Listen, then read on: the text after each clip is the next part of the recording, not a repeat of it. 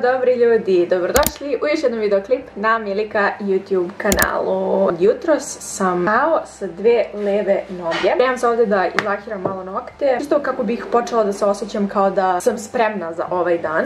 Kao što ste vidjeli do sada, očistila sam sobu, sve tako lijepo miriše se, prelepo, čisto, belo, bez prašine. Nekoliko vas me jeste pitalo, hej, kako se boriš sa prašinom u potkrovlju? Jednostavno ne borim se, trudim se da je usisam, ne brišem je, zato što kada je brišem ona samo završi na nekom drugom mjestu. Ovo je boja dana današnjeg. Samo malo da popravim ovaj lak. Danas je trebalo da se probudim naravno u 7, ja sam se probudila u pola 10, bože moj. Kao što čujete po svim ovim zvukovima u pozadini, u kući je radno i vredno. Svi smo se bacili na neke zadatke. Danas želim svašta nešto da uradim, naravno vodim vas sa sobom. Također moram da počnem da učim jer ukupno imam mjesec dana čistog vremena ovdje kod kuće koje bih mogla da potrošim na spremanje ispita sa jednom pauzom od 10 dana između, tako da moram da uključim malo big brain time. Sve lijepo organizujem. Danas također i snimam video o tome. Evo otprilike ovako je trebalo da mi izgleda jutro, znači sve sam uradila naopako, ali nema veze. No je da i dalje mogu da uradim svašta nešto. Upravo su me dočekale najlepše vesti ikada. 4000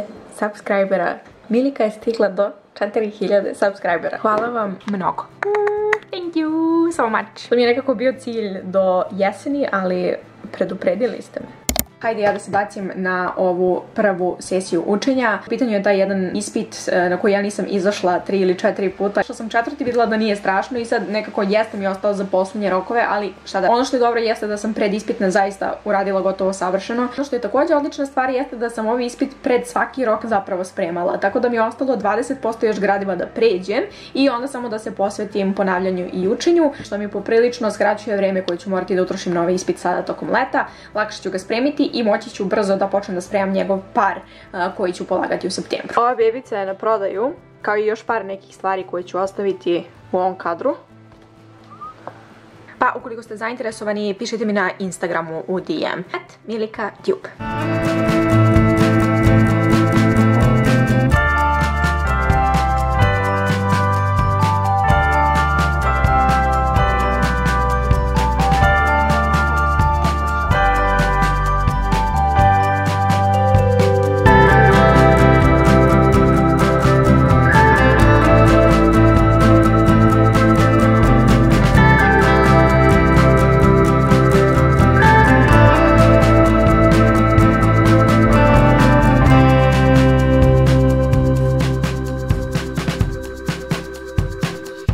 Bilo to što se tiče učenja za sad. Ovdje mi je kamera, hajde sada da se bacimo na snimanje videa za narednu sredu. Ima dnevne svetlosti, ima sunca, nema toliko oblaka, tako da se ne menja stalno. U suštini, onoliko koliko sam se uspavala, toliko kasnim sa svime što treba da odradim. Hajde da se bacimo na sljedeći zadatak.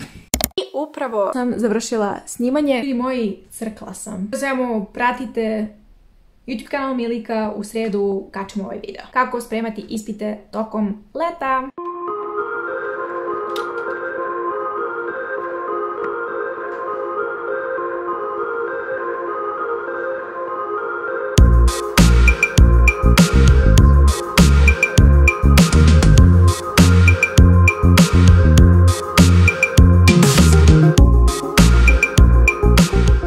Napravila video gdje sam čistila telefon od silnih slika. Ja sam baš spomenula da bi trebalo da usvojim neke zdravije navike što se tiče ovoga. Trudim se da jednom dnevno čisto prođem kroz fotke, da vidim šta je to što bih mogla da izbrišem. Hoću pokušavati da održim neki normalan broj slika. Ne moram opet da dolazim u situaciju da mi treba ceo dan da izbrišem 10.000 slika. Prolazim i da odlučujem koja mi treba, koja ne. Znači, također i da updateujem Notion. Napravila sam kao neki plan snimanja, ima baš dosta posla. Da vidite otprilike kako sam to organizovala. U jednoj koloniji nalaze teme, u drugoj koloniji dani kada treba nešto da snimim, u trećoj koloniji kada treba da bude objavljen video i ovdje se nalaze različiti tagovi koje sam napravila, u suštini status onoga gde se određeni video nalazi. Recimo ovaj što treba izbacim danas je već kao in stock, ću ga danas tako da će onda tag ovdje da se promeni u published. Ovo je vlog koji trenutno snimam i ovo je video koji sam snimila za narednu nedelju. Trenutno smo u editing fazi što se tiče ovoga. Definitivno je pomoglo dosta to što sam vas pitala šta je to što biste voljeli da gledate. Baš se radujem ovom sadržaju, samo onako baš onako gusto. Da sam vam pokažem ukoliko snimate videe za YouTube i bukvalno ne možete da se pohvatate koji dan treba da snimate, koji dan treba da editujete, neke ideje, template-a u Notionu. Evo što gledam u posljednje vreme, nekako uglavnom dok radim neke dodatne stvari, prije mi da tu i tamo vidim neke momente. U pitanju je ova devojka. Ukoliko ne tražim ništa specifično ili ukoliko ne pratim nekoga iz nekog specifičnog razloga, ne gledam vlogove jer ja dobijam inspiraciju kako bih mogla da uredim svoje sadržaj koji me inspiriše. Definitivno je zanimljiv proces i uživam u tome, što toliko toga može da se nauči od drugih kreatora, iako je to samo kao neka inspiracija što se tiče kadrova. Je zanimljivo vidjeti kako neko drugi vidi neke stvari.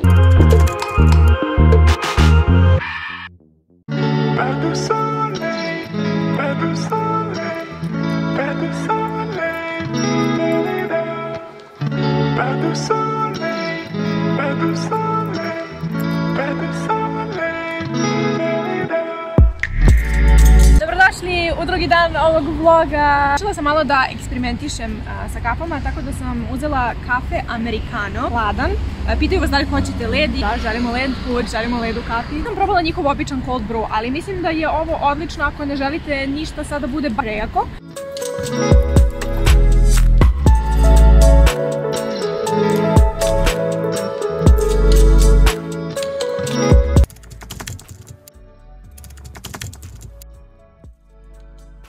Evo me kod kuće, nešto sam se bila žešće sporila, iskreno da vam kažem, i onda sam odlučila da me mama isfenira i sada sam i dalje smorena, ali samo sa novom frizurom. I eto kako bih se izborila sa svime time, ja ću da legnem na pod, da malo kuliram kod ovih biljaka. Nekako je lepo prije uz ovu vrućinu. Inače, totalno bi trebalo da koristim ovaj ugao za snimanje nekog girl talka ili tako nešto. Bukvalno ne znam ni šta da uradim da bih se osjećala bolje, znači nemam nikakav recept, ali apsolutno nikakav. Tokom semestra kada imam toliko obaveza i sve to, ni ne stignem da razmišljam o ovim stvarima, to jest o načinima na koje bih mogla da smirim malo svoje razmišljanja. Ovo je prvo leto posle 4 ili 5 godina kako ne radim. Može se reći da poslednjih 4 ili 5 godina nisam baš nešto zastala, znaš, da razmišljam specijalno. I onda tako sad, pošto ovog leta sam odlučila da ne radim i da vidim šta će se dogoditi.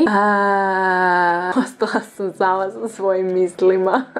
Oj bože. Tek sam ovog leta primetila zapravo neke stvari u svom razmišljanju. U smislu zašto to radim sebi, stvarno sebi umem da budem najgori mogući neprijatelj. U stanju sam da jednu te istu stvar obrćem 500 miliona puta, da smišljam argumente protiv sebe i da u svakom scenariju dolazim u zaključak koji govori da sam ja kriva za nešto. Jednostavno ne mogu više. Umorna sam od toga, ali opet s druge strane to je takva jedna navika i toliko me živcira i iritira i bukvalno dolazi do izražaja u momentu kada nisam dovoljno zauzeta. Da sam ja mislila kada sam završila srednju školu i upisala fakultet da je to, ja sam kao kompletna osoba. Sam zapravo to mislila. Kao sad idu moje 20, znam tačno šta mi je činiti. Otprilike sam imala 5 kriza identiteta u poslednjih 2 godine. Pogotovo ako si svestan toga da neka razmišljenja moraš da promeniš ili da su toliko ugrađena u tebe da ti treba 1.000.000 godina i 1.000.000 tona snage da ih zapravo promeniš. Ako je što drugo, ako se vi osjećate isto, znam kako vam je, tako da znam da to nije neka uteha, ali možda je jedina koju i vi i ja imamo.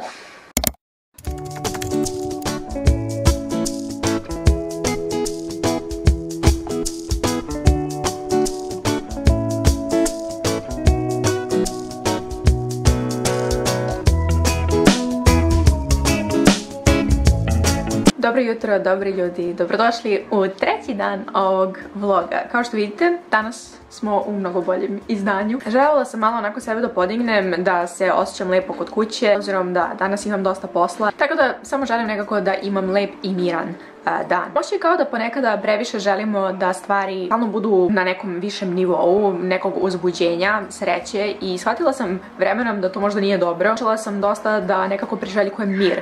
Kada zamislim svoj srećan dan, želim da to bude miran dan. Ne mora da bude preterano uzbudljiv ili da se nešto, ne znam, preterano zanimljivo dogodi. Samo taj dan ako bude bio ispunjen mirom, onda mogu da smatram da sam ga proživjela srećno. Danas nekako želim da se posvetim tome, da sve radim polako, bez neke preterane silne brige, zato što imam tu tendenciju da previše brinem o stvarima koje se možda čak i neće ni dogoditi. Najbolje bi bilo da danas samo se onako fokusiram na disanje, fokusiram na lepu kaficu, da se fokusiram na to što mogu da prođem prstima kroz svoju kosu koja nije zamršena u milion koverča. Ne kažem da je to loša stvar, ali promjena prija. U jednom trenutku sam ostala kao anksioznost u fazonu, jao, moraš što pre da sedneš da bi završila sve stvari sa lista. Onda sam rekla, čekaj, knjiga koju si započela i rekla si da ćeš više da čitaš ovog leta i onda su te opet uhvatile neke obaveze, tako da mislim da znate šta sleduje. Vreme je da Milica provede jedno mirno jutro čitajući i mnogo se radujem. Tako da, evo, gleda na mene, gledam ja nju.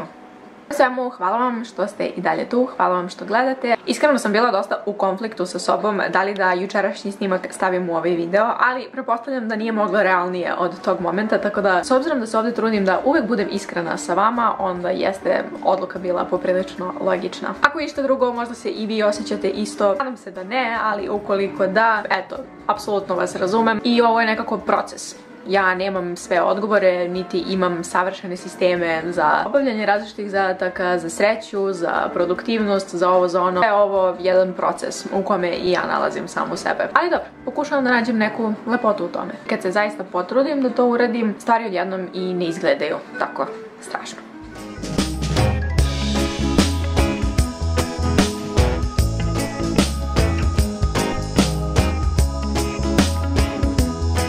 To je bilo lepih pola sata, a sada moram nešto da doručkujem. Tata, hoćeš i tebi da spremim se? Hoću da napravim neki lep doručak, a to znači kajgana, ništa komplikovano, malo paradajza, malo jaja, malo sira i prepečen hleb.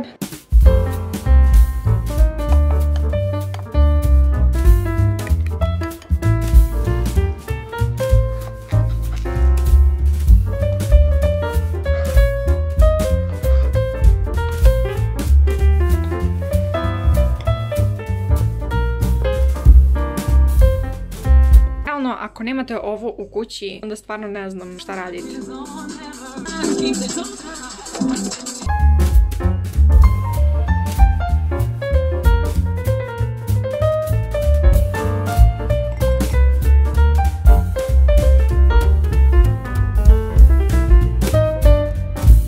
Naravno, uvek imam vremena da razmišljam dok perem sudove. Smislila sam šta je sve to što želim danas da uradim. Glavni prioritet će mi biti da izeditujem naravno ovaj vlog. Ću raditi večeras. Ono što definitivno treba da uradim jeste da odradim još jednu lekciju iz onog većeg predmeta koji spremam tokom leta. Nekako želim što više toga da odradim pre nego što odem na more, kako bi mi manje ostalo kada se budem vratila. Čitava ova lekcija jeste o tome koliko zapravo naša ličnost, dakle naše neke karakteristike, koliko utiču na naš uspeh kada učimo neki jezik.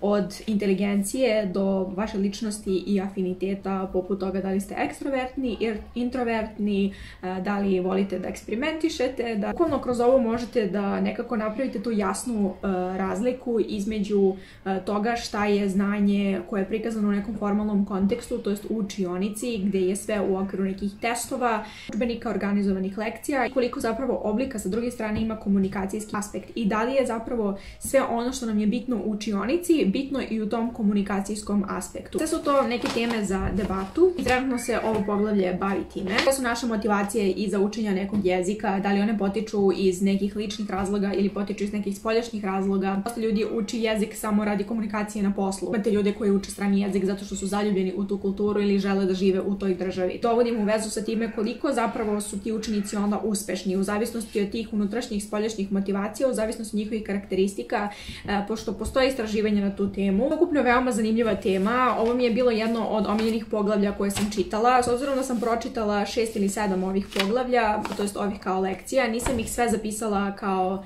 beleške, ali ovoga se sećam da mi je poprilično bilo zanimljivo za korišćenje.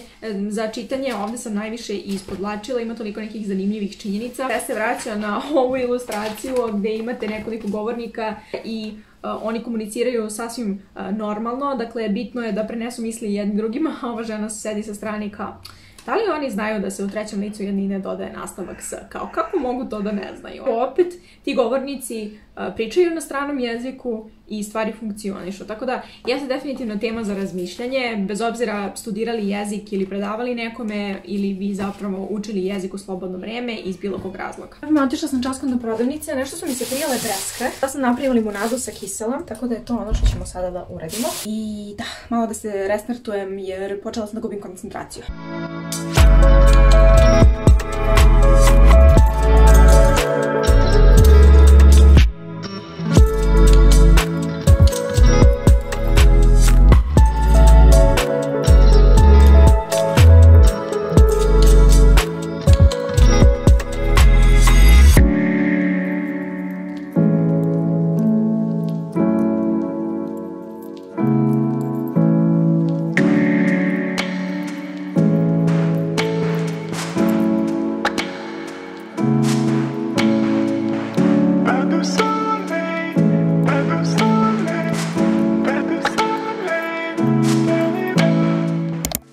Hej ljudi, dođe smo do kraja ovog vloga. Mogu da odem na spavanje, a da vas ne ostavim sa nekoliko završnih reči. Pre svega, hvala vam mnogo što ste gledali još jedan vlog. Nadam se da je ovaj vlog bio vaša današnja doza opuštencije. Nemojte zaboraviti da vodite računa o sebi. Pogotovo nemojte zaboraviti da je i to veština koja se uči. Vidimo se u narednom videu. Ćao!